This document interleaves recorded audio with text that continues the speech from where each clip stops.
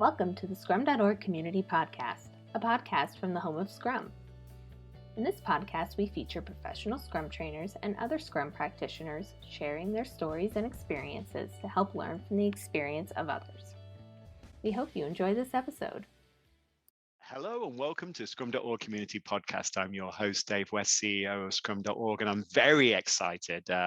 It's somebody that I've spoken to a few times on other podcast platforms, Sander Dur, calling in from the Netherlands. He's a professional Scrum trainer with Scrum.org. Hello, Sander. Hello, Dave. Thank you very much for having me. How are you doing? I'm doing well. All the better for seeing you, or at least talking to you. So let's just kick this off, right? You know, where it all begins. Can you tell the audience a little bit about yourself, and maybe add something a little bit fun in it, so that people can relate to you a little bit, Sander?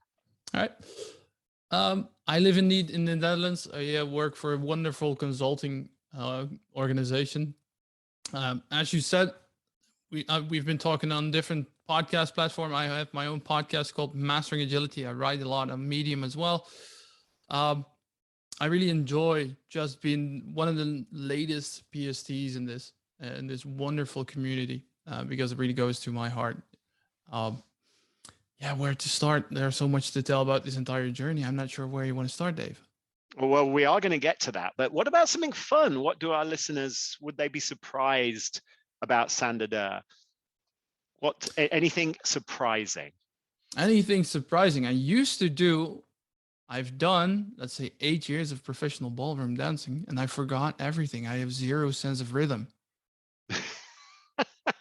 The dancing Scrum Master, you heard it here first. Please skip that as soon as possible. Please forget that as soon as you can. But I've been doing that for a really long time when I was a bit younger and I had more hair.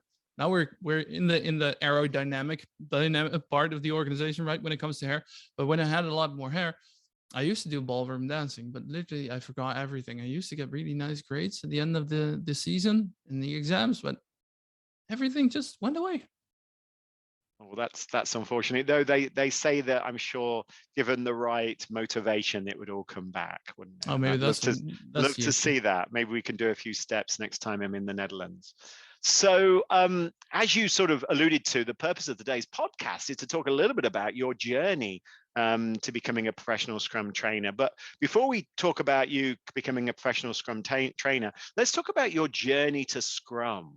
I think that's always quite an interesting story. So how did you get to Scrum? Where does it go? How did you first come across Scrum? Oh, that's a great question.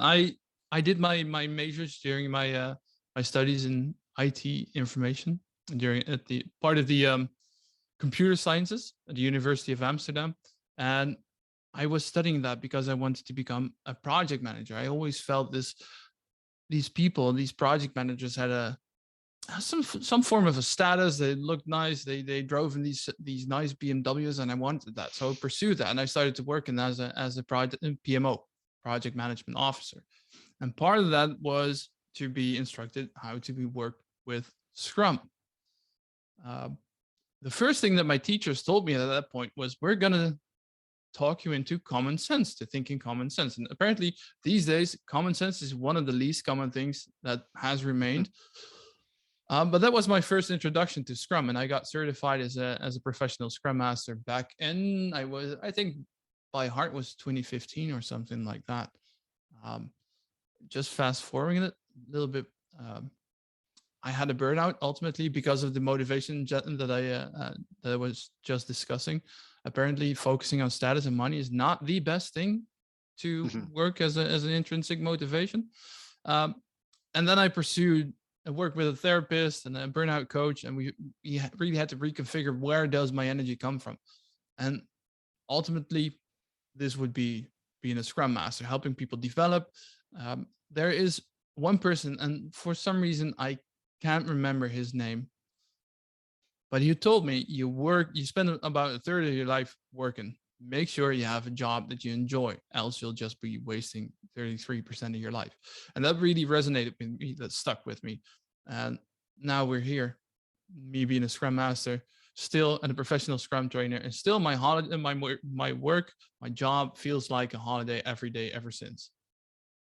That's nice. Thank you for your vulnerability there, sharing your burnout and how that affected you and took you on that career change, as it were. So what attracted you to Scrum? You've learned traditional project management, Taylorism, Gantt charts, PERT charts, all that kind of stuff, critical path analysis. You obviously learned that at university and practiced it for a few years. What really made you, what was special about Scrum? Well, compared to all the other approaches, this feels a lot more natural. Like this, if you look at it from a more holistic perspective, it feels more like evolution in itself, right? We inspect and adapt, and ever since the beginning of, well, basically any form of life, they have been evolving by survival of the fittest. And I feel that's kind of how Scrum works as well. By inspecting and adapting to an ever-changing circumstance, I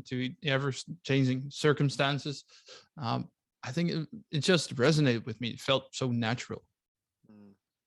Yeah, so that empirical process sort of attracted you, the fact that it ultimately, by making things transparent and visible, that allowed you and gave you, the team and you as the Scrum Master, the ability to change where you were next going, your next destination, as it were, that continuous process of change.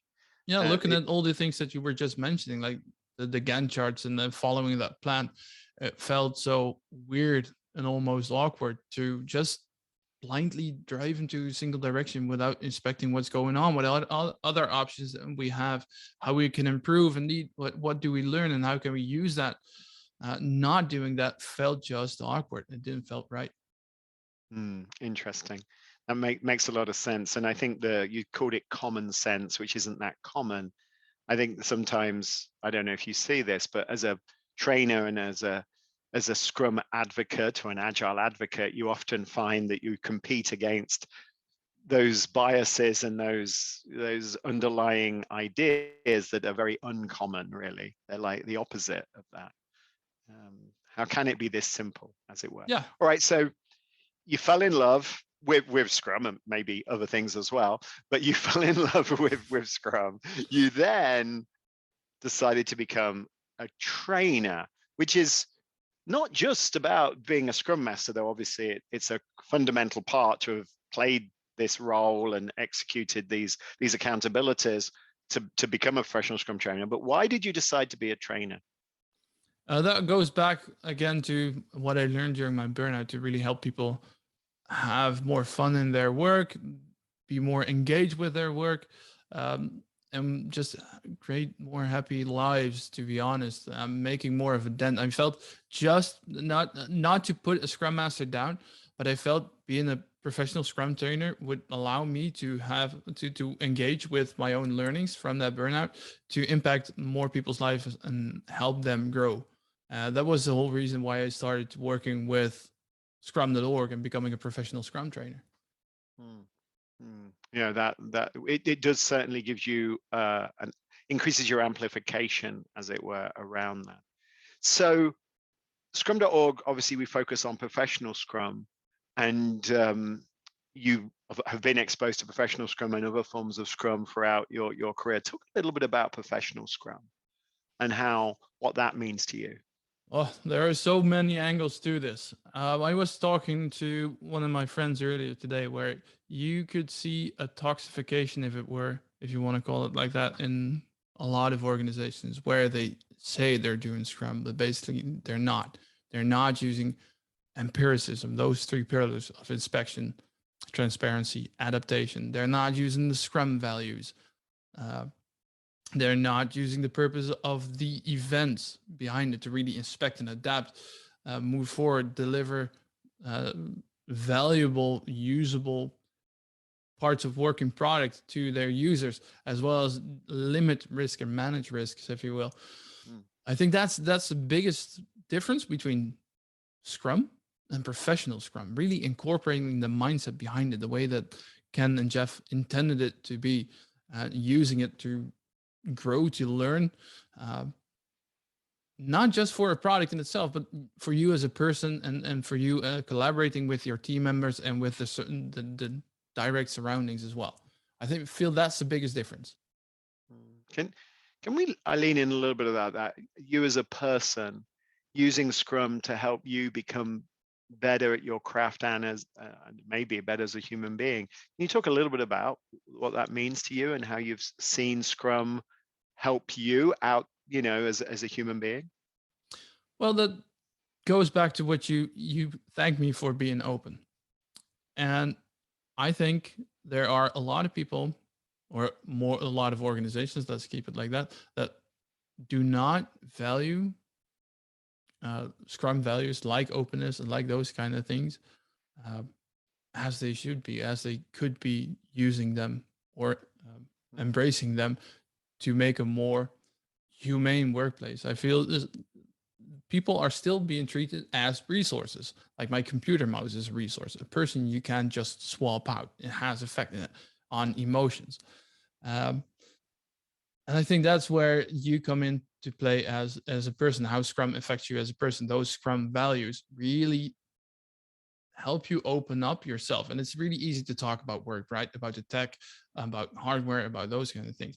But as soon as you go into people's desires, people's motivations, people's fear, any of those more touchy-feely aspects, it becomes really scary for a lot of people.